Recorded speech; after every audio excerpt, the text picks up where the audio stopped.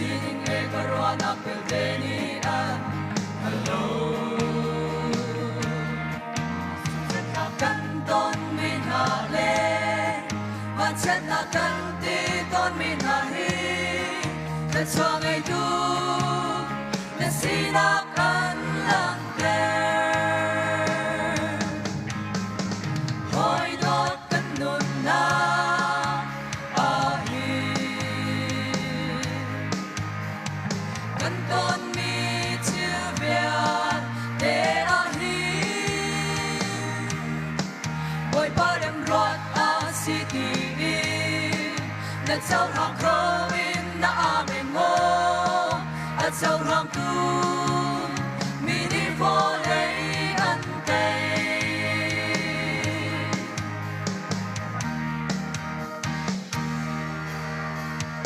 Himalaya kan tong ton ki sot na ke kam nau har na ki boy pa nang he ton na ka si a sun an ta go Thơ rau cha a đông nạc lê Các thôn nạc lê ca nâng nạc si Mô ca bôi pa Các cha anh cha đi go Hoi đốt cất nụn na a hi Cân tôn mi chiu việt Để a hi Boy pa dem rot a city na chau lang growin na amen mo a chau lang tu mi di fole an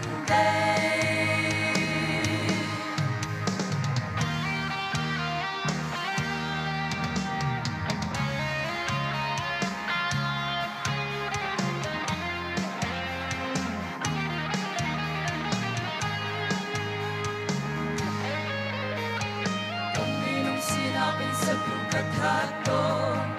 Karwa chan mi chu Karwa ning in ka phu lau a chun ka hui Vai do Ka tu mi na in cha teo mi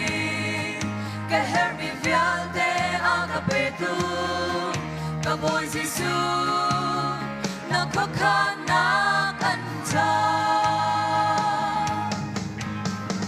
Hoi đốt cân nụn na a hi Cân đốt mi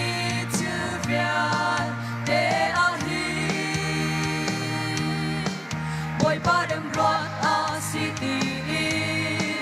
Nan chau lang growin na amen mo A chau lang tu